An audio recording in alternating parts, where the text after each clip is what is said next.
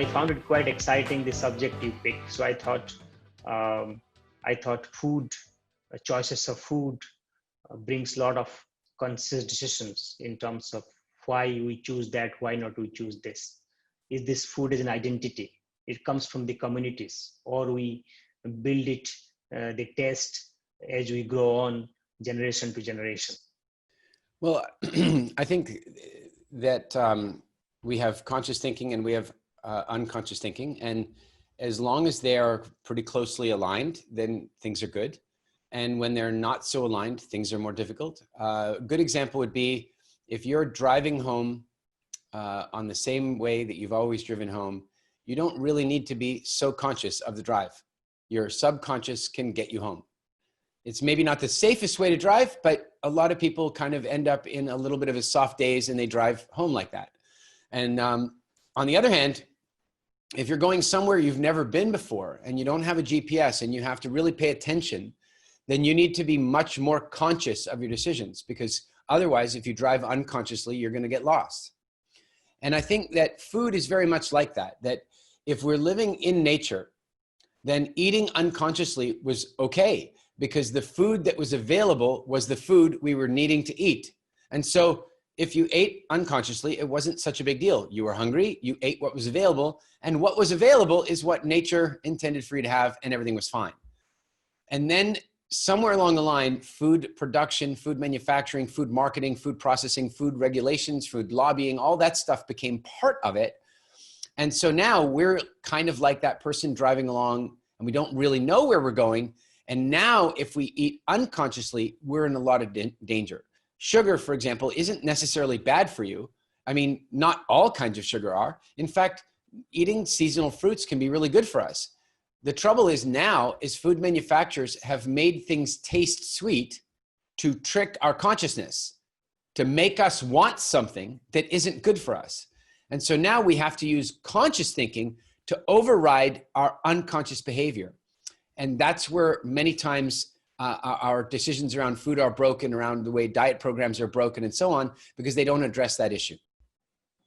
Very interesting, Eric. I think you picked on subjects as consciousness to understand what sort of choices we have so that we can override the unconscious attitude or choices we keep on include in our lifestyle. So tell me something about food is an identity. Is it something we identify ourselves, what we eat? And is there anything the memory has a role picking our choices from generations? Yes, of course. Here's an example. Somehow in the Christian faith, chocolate got related to Easter. Now, I don't know how much attention you've ever paid to the Christian faith, but I do recall there was this, there was Jesus, and then he was born, and then there was this crucifixion, and then there was wine, and there was bread, and there was fish. But I don't remember chocolate. I don't remember chocolate in the story ever. But now it's become an identity food for Easter. So there are many people that live in Christian influenced countries that don't feel like they can have the holiday of Easter unless they eat chocolate. And that's because a food marketing company taught them that. They conditioned them that their identity is that they follow Easter, therefore they should eat they should therefore eat chocolate. And so, yes, our identities can have a big influence on what we eat or what we don't eat. Somebody can identify as a vegetarian. They go, my identity is that I'm a vegetarian. So that's going to affect the way they eat. Maybe not for the good. Maybe that's a whole nother conversation, but that's the identity that they've chosen in that point in time.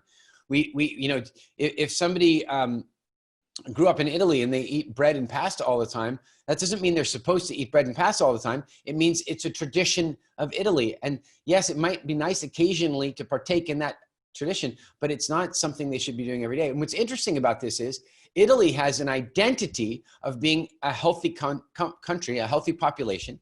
And they think it's because they eat pasta and bread all the time. And so they've increased their consumption of that. And now apparently Italy has the highest rate of childhood obesity in all of Europe. So there's a problem with that identity-based diet. Also, you asked about memory, and there's absolutely no question. Our memories influence our decisions around food because sometimes we use food to access our memories. In other words, we had a pleasant childhood experience, and therefore I want to eat the food that's going to bring me back to that experience. And recently I had the strangest experience of spending some time in the town that I grew up in, and I'm driving along, and right beside me, there's this place, and it sells junk. I mean, junk, donuts and junk, cookies and junk. And so what's really strange is I haven't eaten that stuff for years, don't even want it, not interested, free of it. But I'm driving along, I come to the red light, and there's the place beside me. And somewhere deep inside me, I hear this voice, they have donuts over there. And I'm like, oh, look at that. It's my inner child, like trying to access because we used to go to that exact store when I was 12 years old. And so it's just like a memory. And so again, we have to recognize the difference between eating for actual nutrition and eating for emotional reward. That is where I want to interject and bring in areas of intellect. As a human being, our intellect is a larger influence on our habits. So when intellect get into creating a choice, then how our choices of food and hunger is connected to our intellect. I think that our food choices might be related to our education, but not necessarily to our intellect. In fact, I see some people that are very, very intelligent, and they use that intelligence to justify terrible behavior. I'll give you a great example. There are very smart people that smoke cigarettes. So if intellect was the defining feature there, I would have to say they wouldn't do that. I mean, who would do that? Why would anybody? Why would anybody do that, especially with an increased intelligence? Like, why would they do that? Well, rather than their intelligence informing them, they actually use their intelligence to convince themselves that it's okay. And so I think it maybe education, maybe socialization, maybe those things have a bigger influence than base intellect. Somebody being smart does not mean that they're going to eat well. I mean, look, Warren Buffett, far as I can tell, very smart guy, but he drinks Coca-Cola. Like, what is that? He may as well smoke cigarettes as far as I'm concerned. So I think that our education about food and our conditioning about food and our socialization about food has a much bigger impact on our behavior about food than our intelligence necessarily. That's true. True. We build relationship with similar-minded people. And do you have any comments how our food habits, our definitions of hunger is related to the people we meet, the relationship we create with them? Well, yeah, the people around us are going to have a huge impact on the way we live and the decisions we make. And that's largely because humans are constantly weighing up their social connections and trying to make sure that they're fitting into the social norms. And so if you look at any group of friends, you will typically find that they're relatively the same size. They tend to expand and contract weight together as a group. You as a person will usually be the average weight of the 6 or 7 people that you spend the majority of your time with. And that's because it's not like being overweight is like contagious or anything. It's just that we tend to gravitate toward the values, the opinions, and the behaviors of the people we spend a great deal of time with. So, again, going to cigarette smoking, you can take a very common sense child and they can know all the things about smoking, but if all of their friends are smoking, it's going to be very difficult for them not to smoke because this internal drive to want to fit in. And we are told that about smoking when we're kids, but nobody tells us that about junk food. That, if all your friends are eating at the Kentucky Fried Chicken, then you're going to want to eat at the Kentucky Fried Chicken. And it doesn't really matter how bad it is for you. It doesn't matter how clogged it is with artificial fats and garbage. The reality is in that moment, your social connection might be more important to you than the quality of the food. And so one of the things people can do to really change the relationship with food is improve let's say change the network of people they're spending a huge amount of time with. Look, if you want to learn yoga, hang out with people that do yoga. Well, if you want to eat less junk food, hang out with people that don't normalize the eating of junk food. That's true.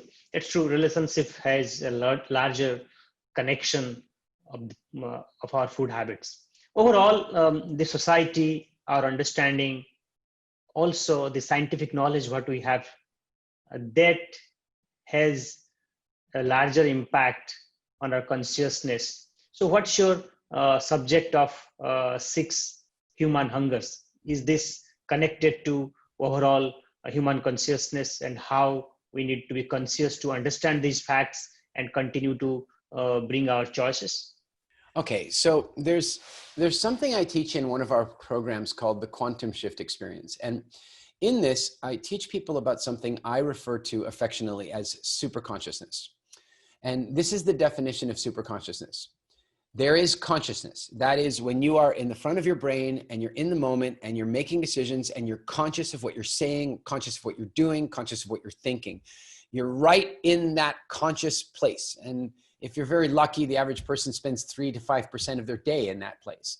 The rest of what we do is unconscious. We automatically beat our heart. We automatically breathe. We automatically drive our cars. We automatically have conversations, which I find frightening.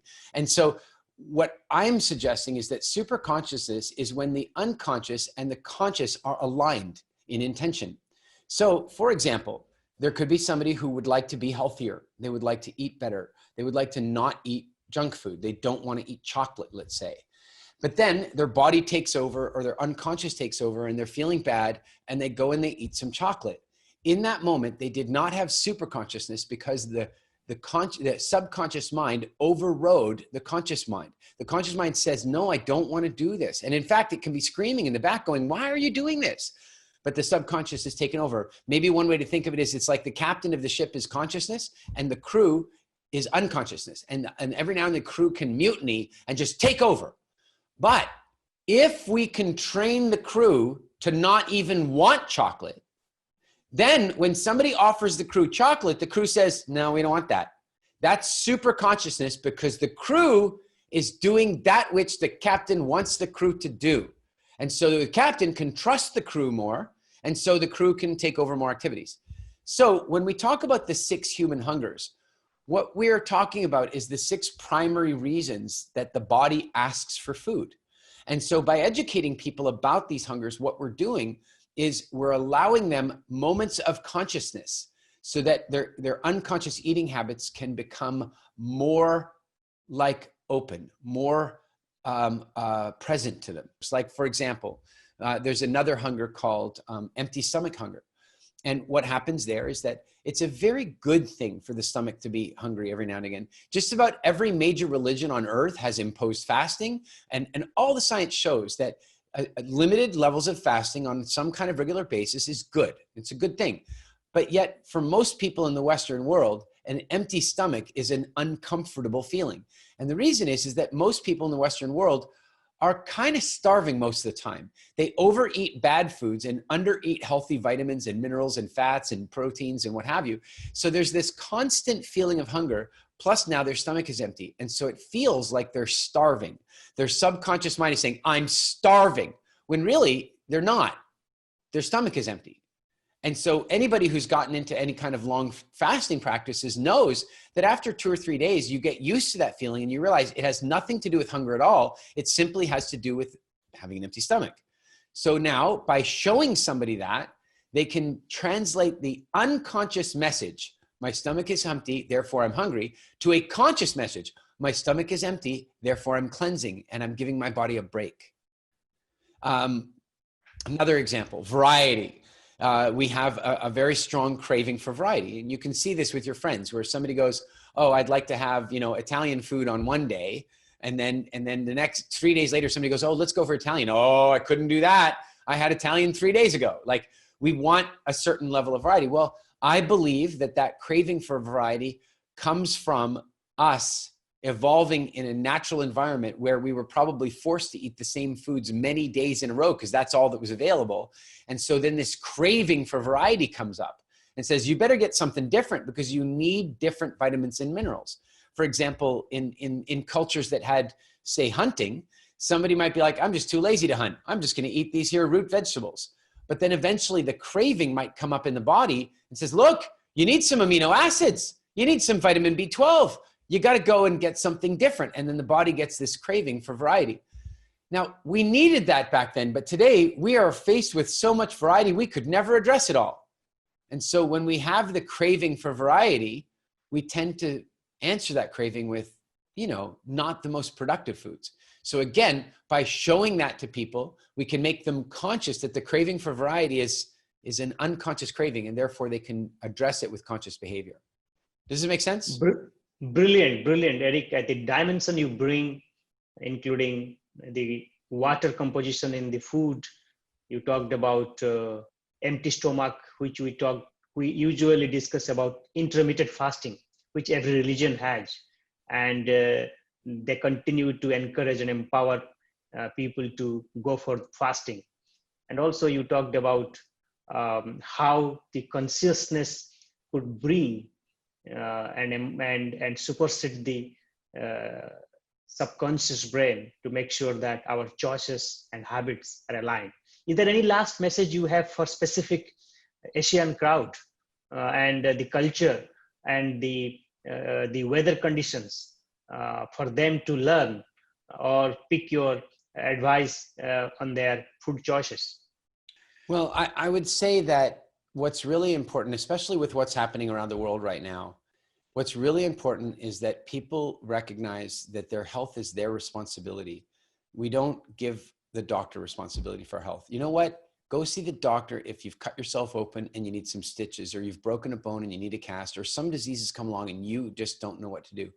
But when it comes to like really truly taking care of ourselves, then it's up to us. Nobody will care as much about your health as you will. Nobody will care as much about my health as I will. So it has to be up to us. And so then I would say this, and I say this anytime I'm addressing, say, a group of people that live within a given culture. Your health is more important than any tradition. Your health is more important than any tradition, any inherited ideas about food. Your health is more important than that. And so, what I mean by this is that, like I said with Italy, there's this idea that it's just okay to eat bread and pasta all the time. Well, what people don't really understand is that the parts of Italy that are so healthy and have such like what they call the blue zone in Sardinia, these are people that are eating lots of seafood. They walk a lot every day. They got a lot of healthy sunlight. It's not the bread and pasta that's making them healthy, but yet there are people there that believe that that is the path to them being healthy. And so I would say, one of the things that we see quite a lot in the Asian culture is that where there used to be a lot of egg noodles, now wheat noodles are becoming ever more important and ever more popular. Don't let it happen. Don't let it happen. Wheat is not an ideal food for humans. So don't let that become a major staple of our lives. It's something we can maybe eat occasionally. And the other thing is that one of the things that we've lost in many of our traditions around the world is the original tradition, the original food tradition. Seasons. Your body, my body, human bodies evolved to go through cyclical eating patterns. They evolved to go through seasons. So our body knows what to do when it's springtime. And I don't mean the season where you're living. These days there are people living in Minnesota, and there's people living in Singapore, and there's people living in Delhi, and there's people living in Johannesburg. It's not that. I'm talking about the fact that our bodies evolved to go through seasons, not snowy seasons, but generally subtropical seasons. And so what I'm saying is that in the wintertime, our bodies are prepared for drought. Our bodies know what to do in a drought. Before a drought, our body starts putting fat on the body to help us get through the drought. When the drought's over, our body lets go of that fat. Our bodies were meant to have these cycling seasonal changes to our diet, to our nutrition. And I think it's really important that we bring that back. Great, Eric. Your input, your dimensions of understanding food, hunger is brilliant. Oh, thanks very much. I'm glad that you're out there doing two things. Really working with people to expand consciousness through your organization, and also recognizing that food is a major part of that conversation. So thanks for introducing us to your audience, and let's see where we go from here. Thank you, Eric. Thanks for your time. You take care.